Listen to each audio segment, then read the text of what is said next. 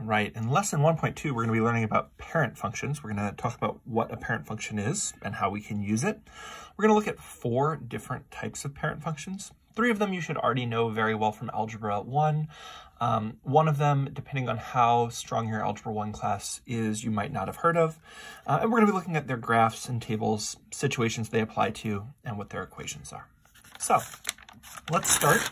I want to start by reminding you, you should be either in a notebook, would probably be the best place to be doing this, or on a sheet of paper. You should be following along, writing down any of the important things you feel like you're going to need for later, which is most of it, or any questions you have, things that you're confused about in this video so that you can ask questions later. So those are things that you should be doing. I'd like to add on, I didn't mention this in the first lesson, but I'll say it now.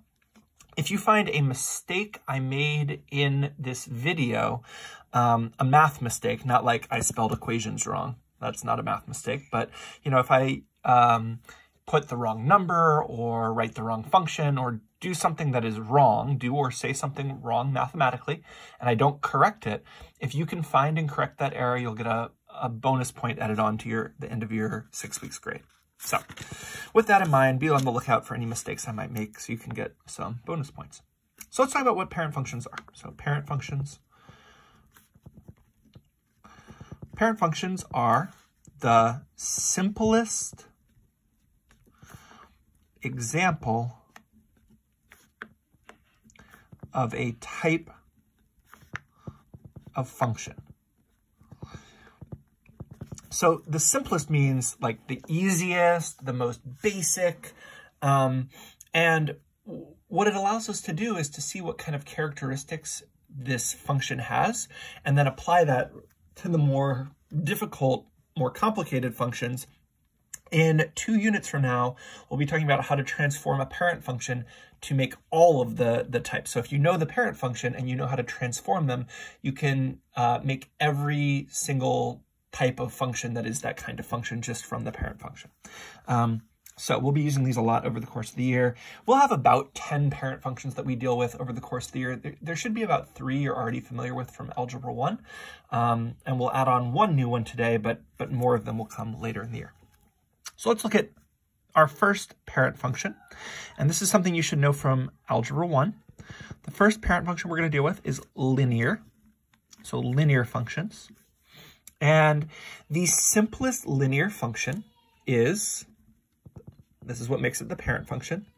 The parent function is f of x, or y, equals x. Just y equals x. And it's a very simple function. We're going to make a table for it. For different x's, what is the y value? When x is, for instance, -3, the function rule says the y value will equal the x value, so the y value will also be -3. When x is -2, the y value will be -2. When x is -1, the y value will be -1. Go ahead and pause this video and make sure you can fill out, this should not be difficult, but we'll be doing this all day long, so you want to make sure you feel comfortable with it. Make sure you can fill out the y values for the rest of this table, and go ahead and do that yourself. Again, you should have something to write with. Pause the video and fill out the rest of this table yourself. What are the y values at each of these x's? Okay, and hopefully you filled out 0, 1, 2, 3. So the y values are equal to the x's. That's what this function says. And we can already start to see not only a pattern that the y value is always equal to the x value, but if we look at what happens every time the x goes up by 1, we can see that the y value is adding by 1. And we say that this is a constant rate of change. And this means we are adding or subtracting the same number every time the x value goes up by the same amount. As long as the x values are going up by a constant amount, the y values are going up by a constant amount. Now, we do have to be a little bit careful. If we put in 7, this isn't the x value. The x value had been going up by 1, by 1, by 1, by 1. Well, here the x value went up by 4, and so the y value will also go up by 4. It looks like it went up by 4, And now we need to go to like actually finding, another way to say this is that there is a constant slope. If we do the change in y divided by the change in x, we will also get 1, which was that constant rate of change. All right, let's look at how this looks on a graph. So the parent function y equals x has a constant rate of change, but it turns out that all linear functions have a constant rate of change. And that is one of the defining features of linear functions. The parent function has a y-intercept at 0, 0, a point at 1, 1. When x is 1, y is 1. When x is 2, y is 2. When x is 3, y is 3, and so on. We can fill in the middle numbers. This is a continuous function. Last class we talked a little bit about continuous versus discrete. We can put in like 0.7 here, and the y value will be 0.7. So when x is 0.7, y is 0.7. And all of these in-between values will happen. When x is 1.1, y will be 1.1. And we get a continuous function, and this will continue on forever. We put an arrow at the end to show that. The negative values, when x is -1, y is -1. When x is -2, y is -2. When x is -3, y is -3. And the in-between values exist there as well. So when x is -1.5, y is -1.5 because the y's are equal to the x's. We might want to talk about the domain and range of this function, but before we get there, I'd just like to point out that this is a straight line. Linear functions make a line that have a constant rate of change, their slope. The change in y divided by the change in x is always equal to 1 in this case. And for any linear function, there is a constant rate of change. And that makes a straight line. All linear functions will make a straight line. So I'm going to put that here, straight line. Although from geometry, we might know that all lines are straight. So this is a little bit of a redundancy. And here, the domain is what are all the possible x values. And you can say y could equal any x. X could be anything, and we would be able to find out what the y was.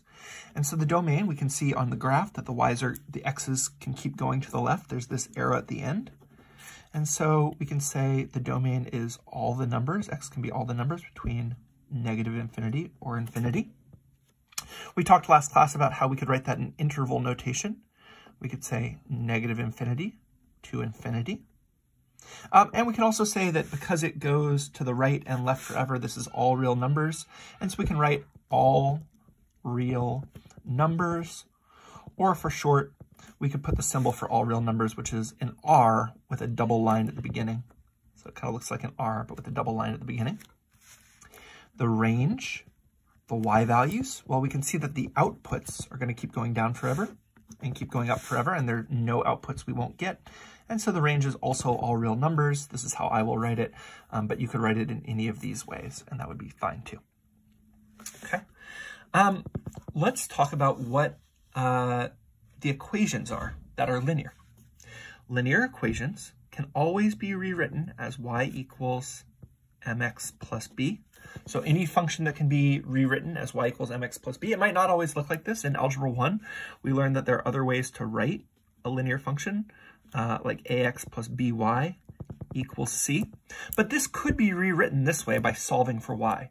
We could subtract ax on both sides and divide both sides by b. And when we simplify this, we could get y equals -a over bx plus c over b. And this is y equals, here's the m and here's the b.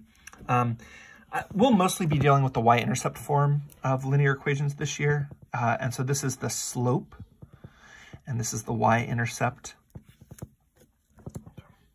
All right, cool. So we should be familiar with linear equations. One last thing I'd like to talk about is situations.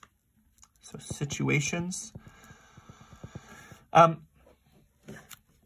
So this will be a verbal description of a thing.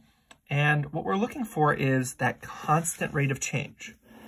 So if in a situation there is a constant rate of change, it will be linear. So like Maria has 7 dogs, and this is going to be sad. one dog dies every year. Oh no, poor Maria. Then what's going to happen is this is going to be a linear situation because every year one of the dogs is dying, and so what will happen is every year she will lose one of her dogs until they are gone. So sad. This is not a continuous function. You're not going to end up with, like, after half of a year, she has 6.5 dogs. And so we would not connect this line. But what we're looking for is a constant rate of change. Okay. So that's linear functions. You should be very familiar with them from Algebra 1. But if you have any questions, this would be a good time to write them down and ask. Let's look next at quadratic functions. This is also something you should be familiar with from Algebra 1.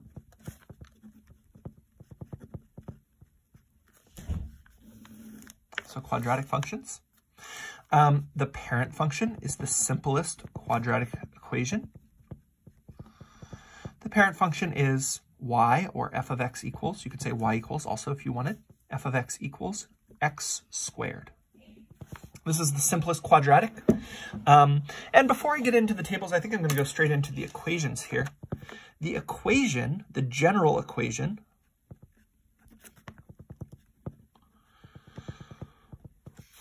for a quadratic is, I'll say y equals here, ax squared plus bx plus c.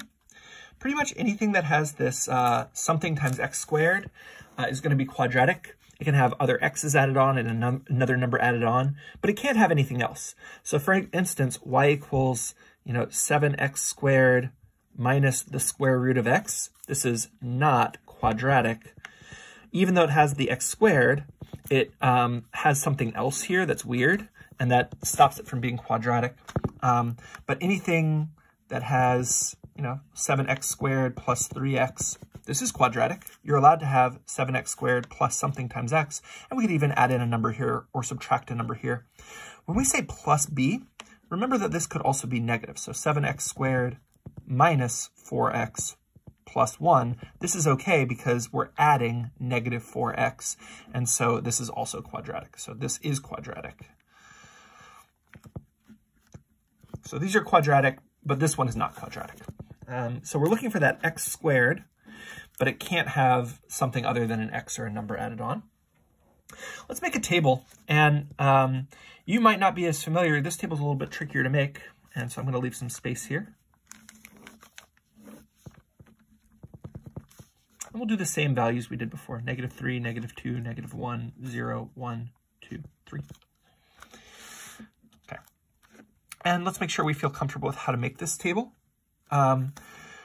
You can always make a table and then a graph from the table for any function, even if you're not familiar what's going on, by just taking the x values and seeing what the equation tells you the y value is. So, for instance, at 3, f of -3, when we put in -3 for x, will be -3 squared. And squared means times itself. So we get -3 times -3. And a negative times a negative is a positive. And so when x is -3, y is 9. When x is -2, the rule says we do -2 squared. So -2 times -2 is +4.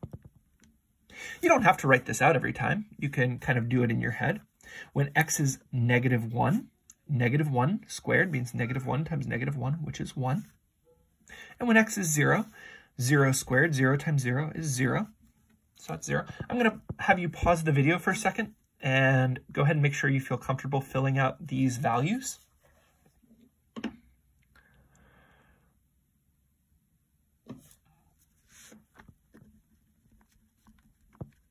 And this is, of course, a table for the parent function y equals x squared, f of x equals x squared. So when 1 is squared, 1 times 1 is 1. When 2 is squared, 2 times 2 is 4. And when 3 is squared, 3 times 3 is 9. Hopefully you had no trouble filling that out.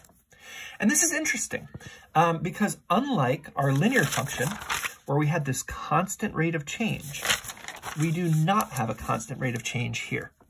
In quadratics, we'll see that it goes down by 5, then down by 3, then down by 1. Then it starts going up. From 0 to 1, it went up by 1, up by 3, up by 5. This is not a constant rate of change, although there is a pattern here we can find. We might notice that going from -5 to -3, we went up by 2. Going from -3 to -1, we went up by 2. From -1 to +1, we go up by 2. From 1 to 3, we go up by 2. And from 3 to 5, we go up by 2.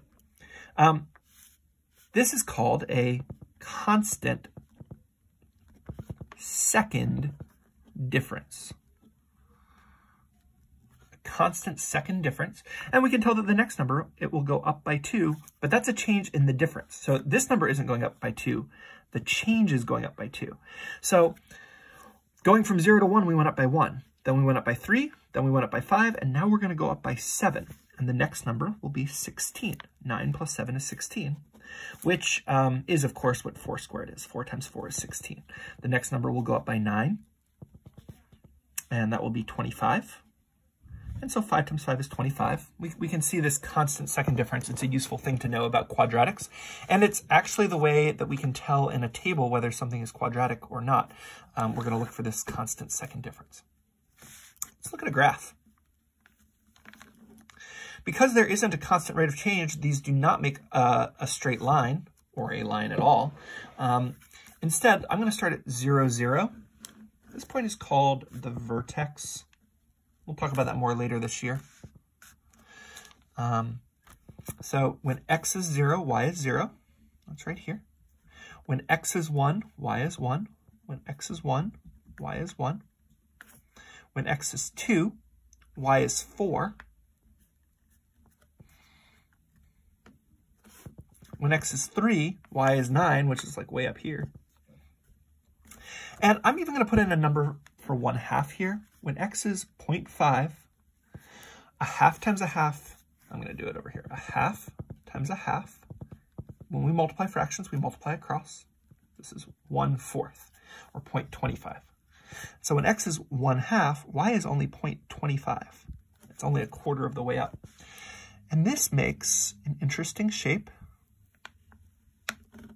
Unlike a linear function, which is straight, this one is bending up.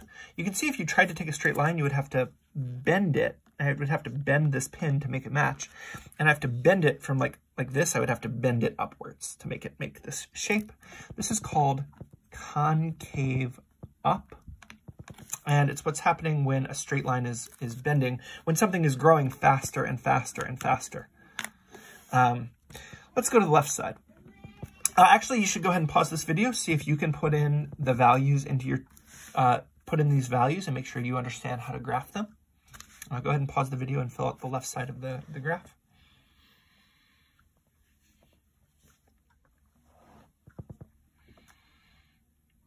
Okay, and hopefully you're able to do it. If you're not pausing the video and doing this yourself, you're just like waiting for me to unpause the video, you're not learning math. You're watching me do math, and there have been a lot of studies that have shown that like watching somebody do something just doesn't lead to you learning it. You need to be engaging with this to learn it. So make sure you're pausing the videos and actually doing it. When x is -1, y is +1. When x is -2, y is 4. And there are a couple interesting things here. If I put in when x is -1/2, I would get +1/4 here. And I get the same bending up shape. There's an axis of symmetry here.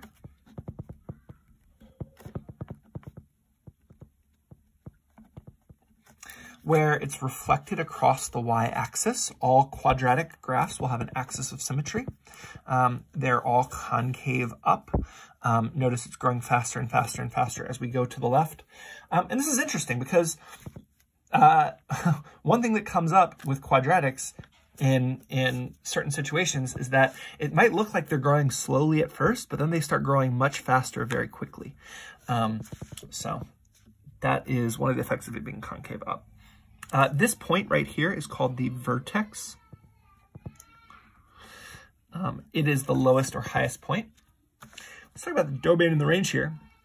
The domain is the set of all possible x values, the set of inputs. And we can see, because it keeps going to the left, that you can put in any negative number you want. You can put in -3 and -4 and -5, and you're allowed to square it. There are no numbers you can't square.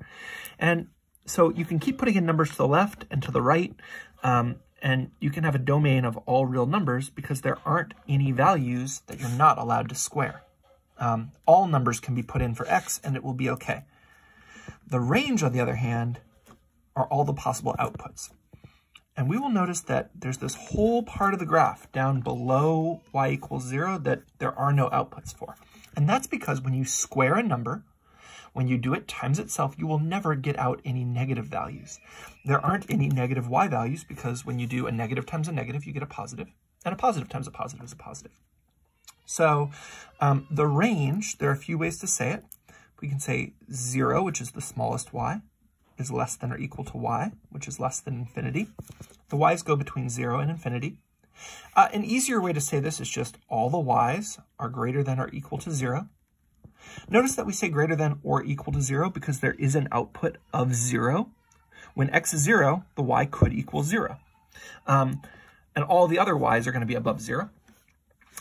We talked last class about interval notation, the way we would write all the y's are between 0 and infinity. We would start with the lowest y, and we would put a bracket. We say 0, comma, infinity, parentheses, and this means it could equal 0.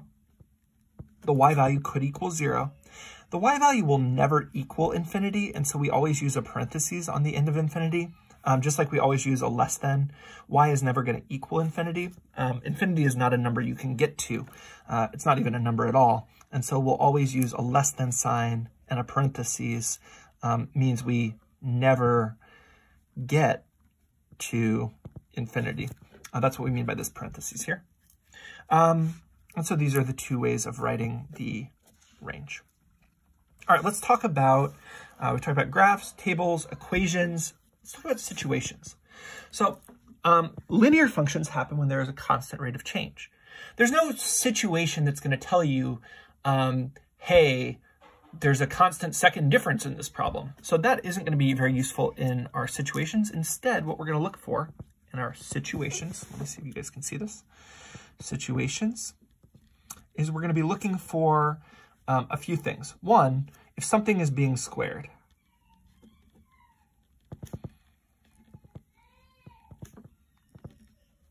And this happens a lot when we're dealing with area in geometry, because you end up with something like the area of a square, which is x squared. That makes it quadratic. But even something like the area of a rectangle ends up with the base and the height multiplying times each other, or length times width. And because these are linear terms, you end up with like getting x times x plus 3 or something. And when you multiply them, you get an x squared term, and it makes it quadratic. Areas of triangles are quadratic. Areas of circles are quadratic. And so you end up with a lot of quadratic things in geometry when you're looking at area. It happens in physics whenever anything is thrown in the air. Or dropped, honestly, thrown or dropped. It turns out that gravity, the way gravity works is it makes a quadratic. So anything on Earth that is a baseball gets hit in the air, it will make a shape of a parabola. You shoot a basketball, it will make a parabola. You drop something, like I could take this pen and just drop it. It might not look like it, but if I graph the height versus time, it actually falls faster and faster and faster, and it makes this concave shape, and it makes a parabola. I should have said this. This graph is called a parabola. All quadratic graphs will make a parabola. So anything that goes in the air is a quadratic, and that's useful to know. All right, that's good enough for situations. We'll get more quadratic stuff later in the year. All right, the last type of function you should be familiar with from Algebra 1, all of this should be a review so far, is exponential functions. We're going to go over half an hour today too. Okay. So exponential functions. Exponential functions, the parent function are y equals a to the x, where a is a constant, which is just a number, not a variable. So like y equals 3 to the x is exponential. y equals 7 to the x is exponential. Y equals pi, which doesn't look like a number, but it is a number. It's about 3.14. Pi to the x is exponential. There's even a number you don't know about yet, but I'm going to say it now because it's the most important exponential function. E to the x. E is a number we'll be learning about later this year. It's about 2.71828, whatever. Okay. Just like pi, it's an irrational number, but this is a very important exponential function we'll be learning about later in the year. These are all parent functions. So this is a little bit weird because it doesn't matter what number you put here. It's all each one is as simple as the next one, and so they're all considered parent functions. Okay. The general equation for exponentials is y equals b times a to the x. That's it. Exponential functions are actually quite simple. Y equals b times a to the x. These are all exponential functions, can be rewritten like this. And so let's choose one parent function to do. Let's do f of x equals 2 to the x power. And we're going to make a table. So we're going to look at different x's. What is the y value equal to? Let's do -3, -2, -1, 0, 1, 2, 3. And let's start out with 0. So f of 0 means when you put in 0 for x, we want to find out what the y value will be. And it says to do 2 to the 0 power. Now, this is something you're supposed to know from Algebra 1. You might want to take a guess in your head of what it is. It usually ends up with about a third of the class remembering correctly, and a third, and the rest of the class misremembering. Anything to the 0 power is 1. So that's something we're supposed to know. Anything to the 0 power is 1. And so when x is 0, y is 1. F of 1, when x is 1, 2 to the 1 power. Anything to the 1 power is itself. So 2 to the 1 power is 2. Here we're going to do 2 squared. When x is 2, 2 squared, 2 times 2 is 4. And some people get 2 to the 3rd wrong. You might want to guess in your head to yourself what it is. Anything to the 3rd power means times itself 3 times. So 2 times 2 times 2. 2 times 2 is 4. Times 2 is 8, not 6. Some people say 6 and are wrong. And so when x is 3, y is 8. Okay, let's talk about negative numbers here. So when x is -1, 2 to the -1 power. Let's remember from Algebra 1 that something to the negative power means 1 divided by 2 to the 1 power. This is 1/2. When x is -2, we get 1, I guess I'll write 2 to the -2 first. Okay, so 2 to the -2 power. And of course, a negative exponent means to divide by it. So it's 1 divided by 2 squared. Hopefully you remember this from Algebra 1. And so this is 1/4. To make sure you understand it, go ahead and put in what the value is for -3. You could also try doing the value for x equals 4. So fill in the value for x equals -3 and x equals 4. Pause your video.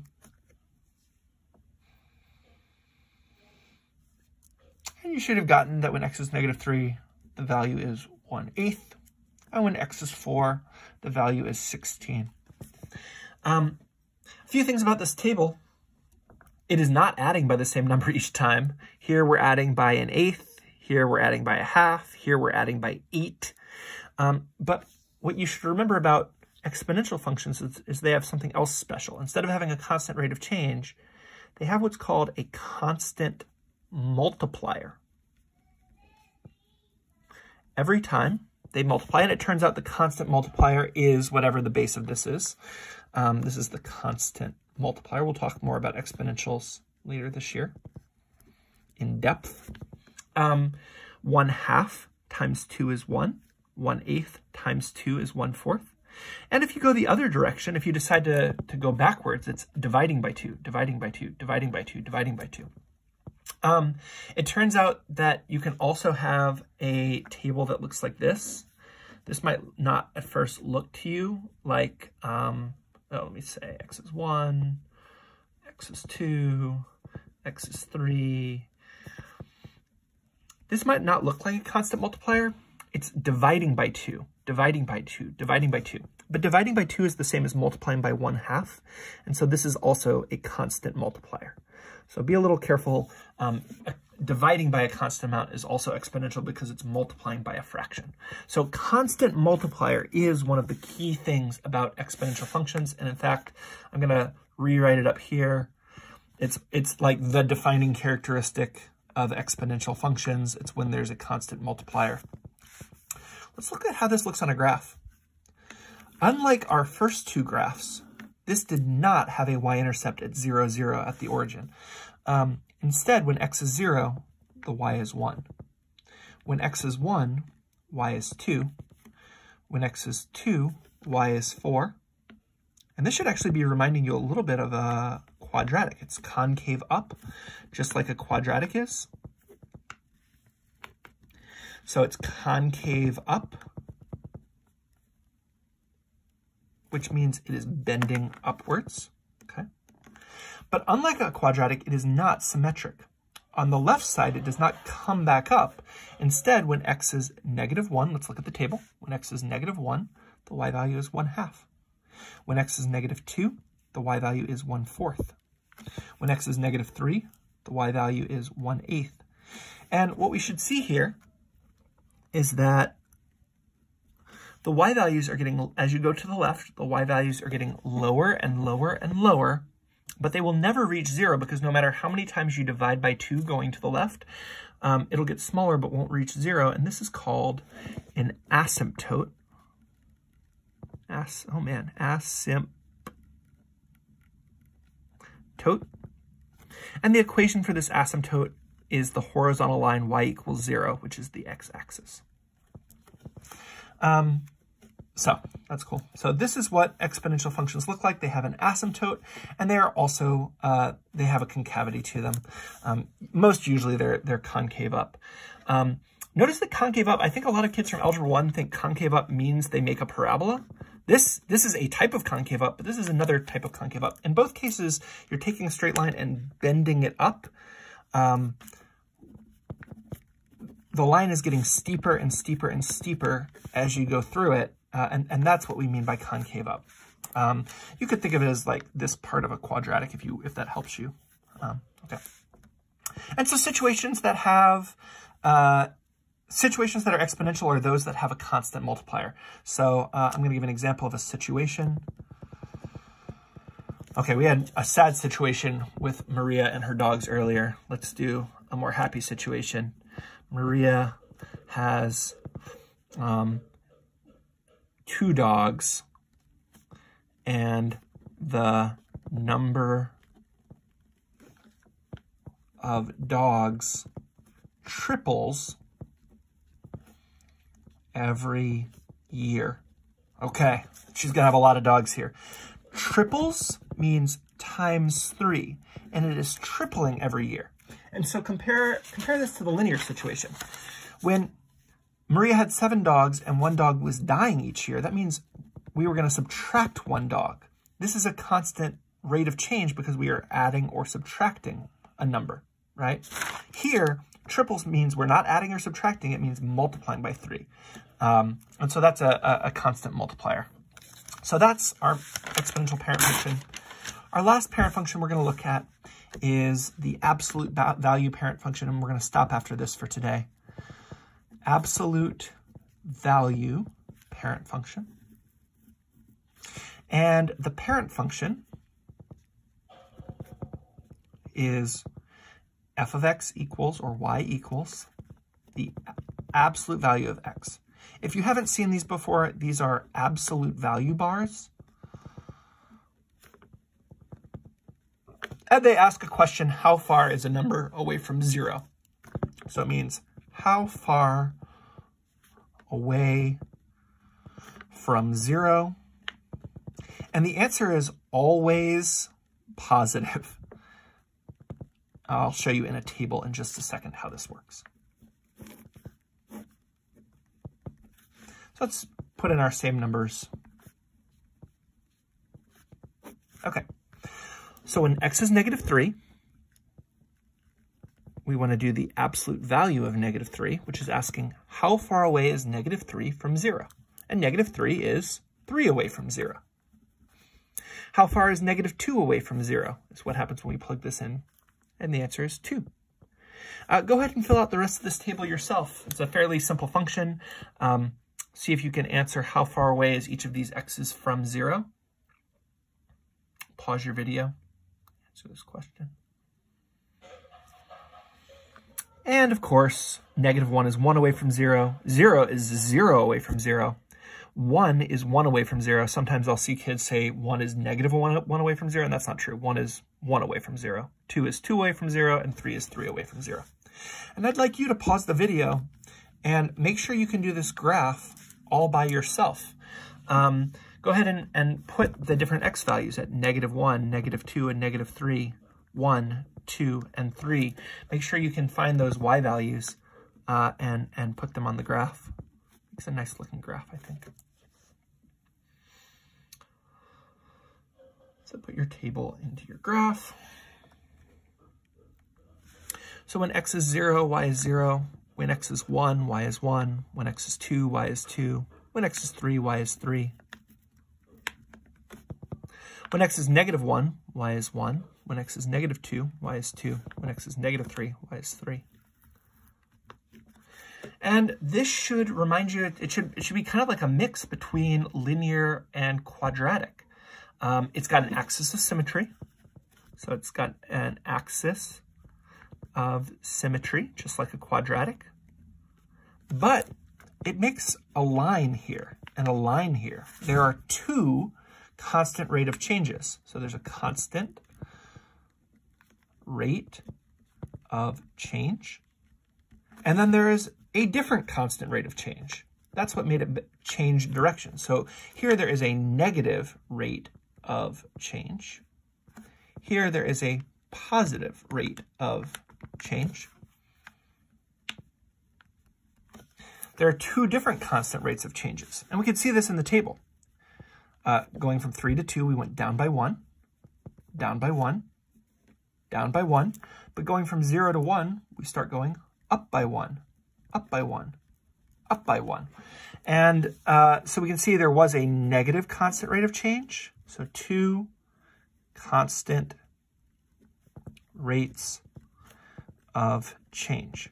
The English of this is a little bit tricky. If English is not your first language, or even if it is, I think this is a little tricky to not get it confused with quadratics. Remember in quadratics, we said there was a constant second difference. This is not two constant rates of change. This was a constant rate of change of the rate of change. It's the second difference. It's if you do the difference of the difference. That is constant. This, the first difference is constant, and then the first difference is a different constant later on. So there are two different constant rates of changes. And one thing that will be true in absolute value functions is they will be the same number. One will just be positive and one will be negative. Absolute value graphs will always make this V shape. This point is also called the vertex here. This is not concave up. This is not concave up. Concave is when things are bending. This has a point where it changes direction. There is one minimum point, just like in a parabola, but no point on this graph is concave up. There is no bending. When there are straight lines, both linear equations and absolute value equations are not concave up or down. They're straight. So not concave up or down. Let's talk about the domain. Actually, you should go ahead and try to do the domain and the range yourself. Go ahead and pause the video. Make sure you can say the domain, hopefully in at least one way, but maybe two ways you can say the domain and the range.